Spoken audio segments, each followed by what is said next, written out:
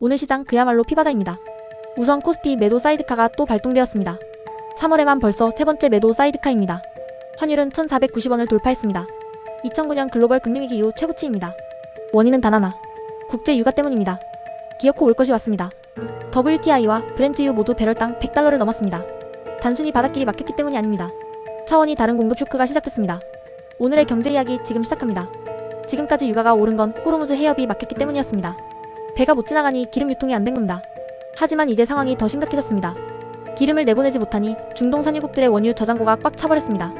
그래서 아예 원유 생산 자체를 줄이기 시작했습니다. 쿠웨이트가 불가항력 포스마주르를 선언했습니다. 포스마주르, 전쟁 등 특정한 긴급 상황에서 시행되는 계약 조항. 이를 선언하면 책임없이 원유 생산을 멈출 수 있습니다. 전쟁 탓에 기름을 생산해도 내보내질 못하니 저장고가 가득 차 생산을 못하겠다는 겁니다. 세계 3위 산유국 UAE와 이라크 역시 동참했습니다.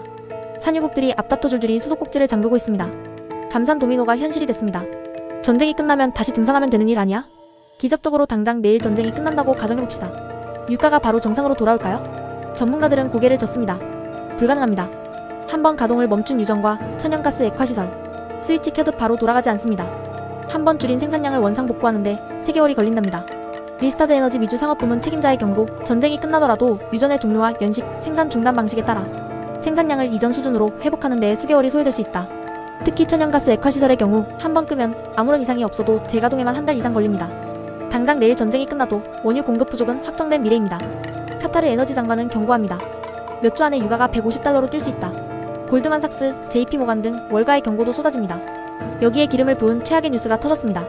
이란의 새 최고 지도자로 모즈타바 하메네이가 선출됐습니다. 폭사한 하메네이의 둘째 아들입니다. 이란 혁명수비대의 전폭 지지를 받는 초강경파이며 고농축 우라늄 통제권까지 손에 쥐고 있습니다. 미국 트럼프 대통령이 절대 안 된다고 경고한 사람이죠. 이란은 보란듯이 그를 최고 권력에 앉혔습니다. 이게 무슨 뜻일까요? 전쟁 절대 빨리 안 끝난다는 겁니다. 이란은 최고 지도자를 중심으로 결속하며 최소 6개월 이상의 장기전을 준비하고 있습니다. 강대강 대치, 지정학적 위기는 이제 통제 불능 상태로 빠져들고 있습니다. 글로벌 시장은 이미 패닉입니다. 저희가 전해드렸듯 미국 고용시장 박살났습니다. 2월 비농업 일자리가 92,000개나 줄었습니다. 시장은 5만 개 증가를 예상했는데 정반대의 결과가 나왔습니다. 고용은 얼어붙는데 유가 폭등에 물가는 치솟습니다. 물가가 오르면 중앙은행은 금리를 내리지 못합니다. 아무런 무기도 없이 고용 충격을 감내해야 합니다. 우리나라 상황은 더 심각합니다. 전국 주유소 휘발유 가격은 이미 리터당 1,900원 선에 육박했습니다. 이대로 환율이 1,500원을 뚫고 유가가 150달러를 향해 가면 기름값 2,500원 시대가 옵니다. 최악의 경우 3,000원 돌파도 각오해야 합니다. 초대형 유조선 VLCC 운임은 이미 3배나 폭등했습니다. 이것만으로도 리터당 500원 인상 요인이라고 합니다. 원유 수입의 71%를 중동에 의존하는 한국입니다. 이것은 사형선고나 다름없습니다. 경기는 죽어가는데 물가만 미친듯이 오르는 현상. 네, 가장 끔찍한 경제질병 스태그플레이션입니다. 1973년 1차 오일 쇼크 때 기억하십니까? 유가가 4배 폭등하고 물가가 24% 뛰었습니다. 경제성장률은 반토막이 났습니다. 그 1970년대의 악몽이 2026년 지금 대한민국에 재현되려 하고 있습니다. 한국은행은 지금 최악의 진퇴양난에 빠졌습니다. 지금 한국 경제, 반도체 빼고는 다 죽었습니다. 특히 건설투자는 11% 넘게 급감했습니다. 경기를 살리려면 무조건 금리를 내려야 합니다. 그런데 환율이 폭등하고 원화 가치가 급락하고 있습니다. 유가가 미친듯이 오르며 물가가 폭등하고 있습니다. 물가를 잡고 달러 유출을 막으려면 금리를 올려야 합니다.